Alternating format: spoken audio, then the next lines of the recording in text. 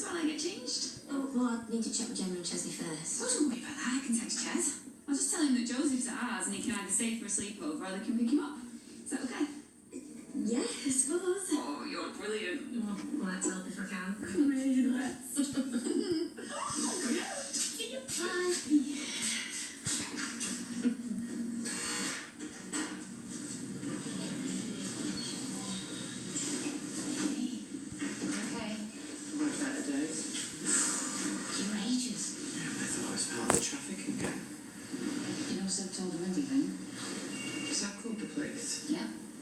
Explains the busting into the nail bar. It was kicking off. I thought I was going to end up in the hospital with him.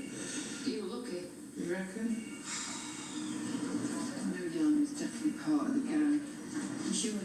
Yeah, I'm sure. How do I pick him? I mean, have I got a sign on my back saying Google? Oh, I thought he was a decent fella at first. You didn't bring him into your house. Into your bed. If they want to clear up the crime rate, they should stick me in the precinct and arrest any man who takes an interest in me. Use you as crime bait. Crime bait. I like that. Hey, there's a bloke over there looks interested. I think he might be a burglar. Anyway, it's Gail who's into the weird because I'm more into serious crime. At least you're nice, your sense of humour. Oh yeah, I'm clinging to it. I really like Jan. How could he have turned out to be a good guy? Come on, let's go out.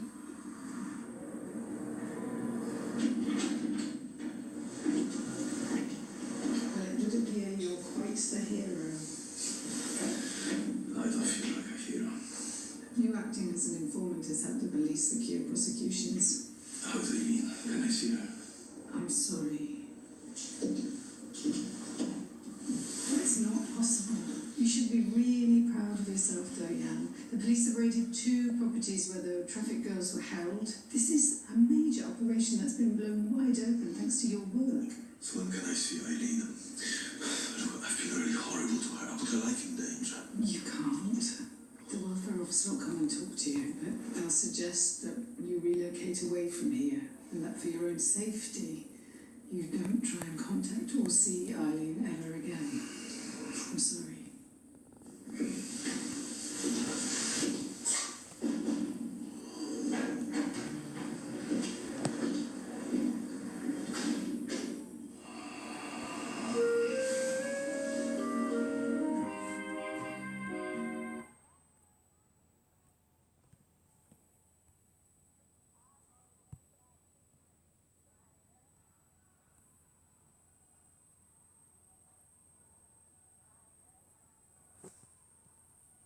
Can provide a miracle aspiration.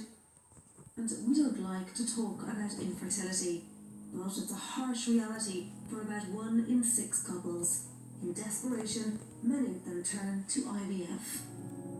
This program tells the story of 4 couples, each of whom travelled a difficult and often painful journey to realise their dreams of parenthood. They discovered that fertility treatment can provide a miracle solution.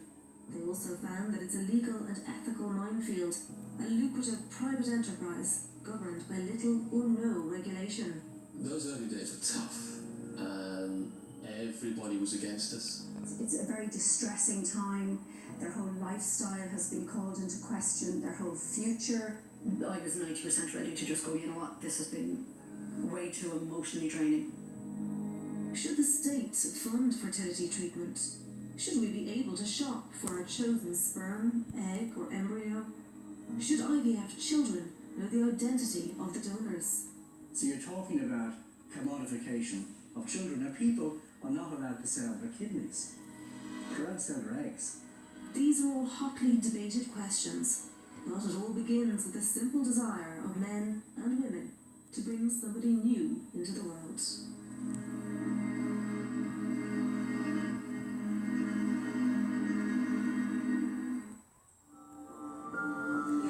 Yeah, someone has some lunch in our car. Yeah, she was having just some soup. She's nice over there.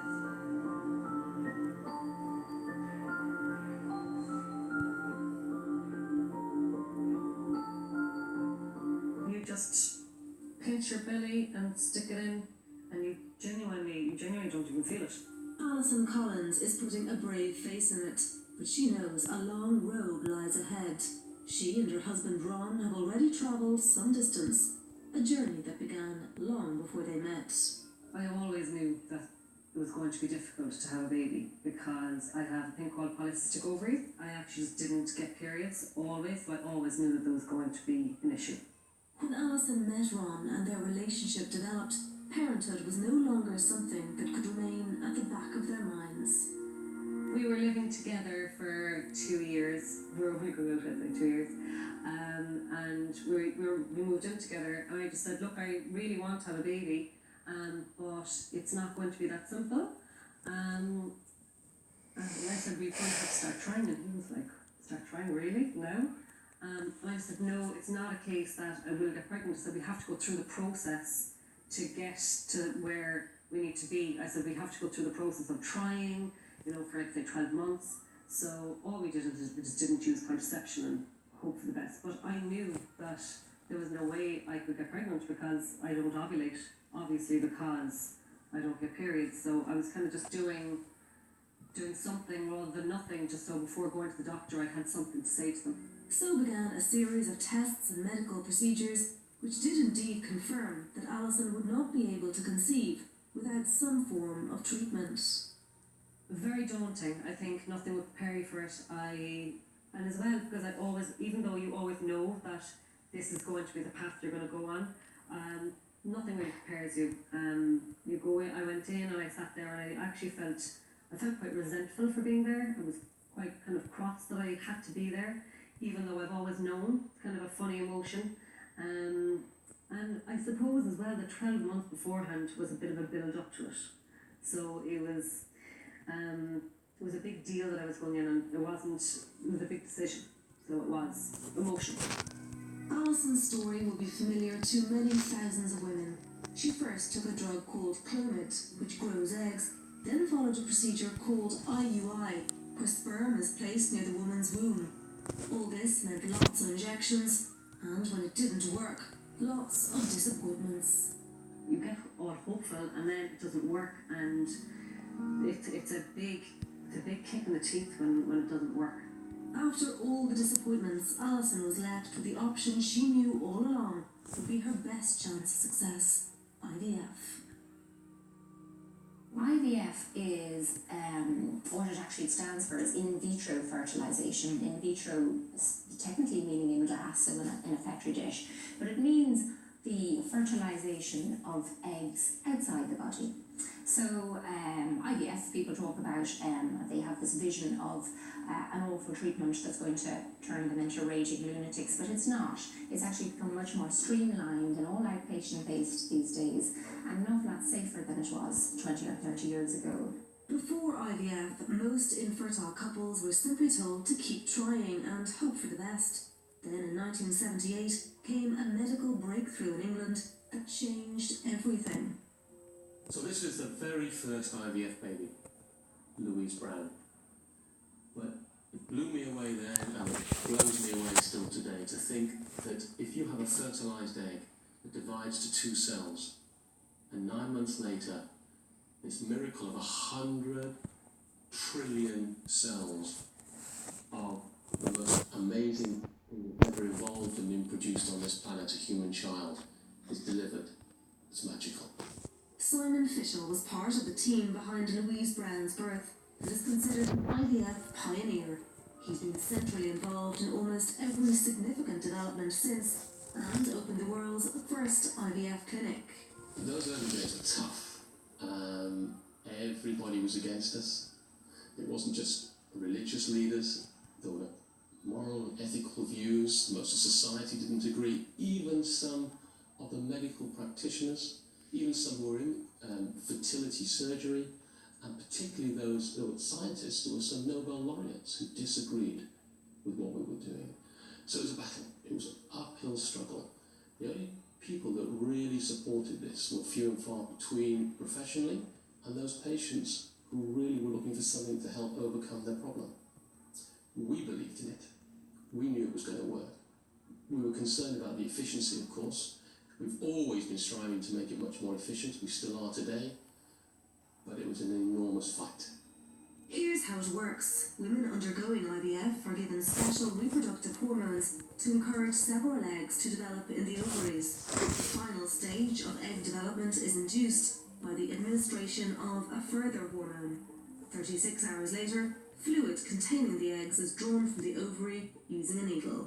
The eggs collected from the ovary are then mixed with a sample of the male partner's sperm, which has been washed and concentrated. The eggs and sperm are left in an incubator set at 37 degrees for 24 hours so that fertilization can take place. When that happens, the cells divide and multiply and form an embryo. After 2 to 3 days, a healthy embryo is inserted into the uterus using a thin tube. There it's left to implant and form a pregnancy. Today, IVF is a big and lucrative industry across the globe, and that's because of a major problem: infertility. Infertility is a very significant problem in this country and internationally. The figure that people would often quote would be that about 1 in 6 couples will have a delay in conceiving when they want to. It will certainly be a higher incidence than that in people who are getting a little bit older. The reasons for that are pretty simple. Women are focused on their careers and on their education potential and on their lives, and also they're not perhaps settling for the first relationship that they've entered into, in their first serious relationship that they've entered into in their 20s. So I don't think that's going to change. I don't think women are going to suddenly start having their children younger again. As IVF becomes more mainstream, it's more acceptable, more people know about it. So for some people it doesn't really matter, it's just the next step. We want to have a baby, this is what we have to do. For others it's a very distressing time. Their whole lifestyle has been called into question, their whole future. What am I doing here? What am I about? Am I going to have a baby? Am I not? So they can become very distressed and very focused on trying to have a baby.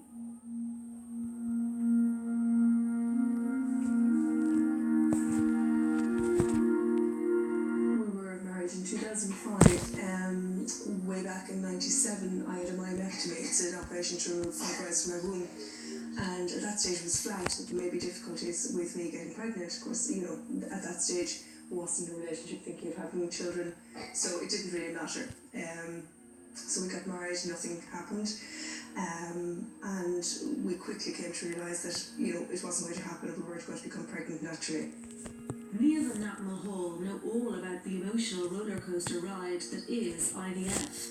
They began the process in 2006. We thought IVF was going to be the cure for this, we were going to be pregnant, it was all going to be fine, there were going to be no difficulties, no challenges, nothing to overcome, but there were difficulties. I didn't respond to the drugs that I was taking, and about 3 weeks into the cycle, we were told to abandon the cycle, we weren't going to continue.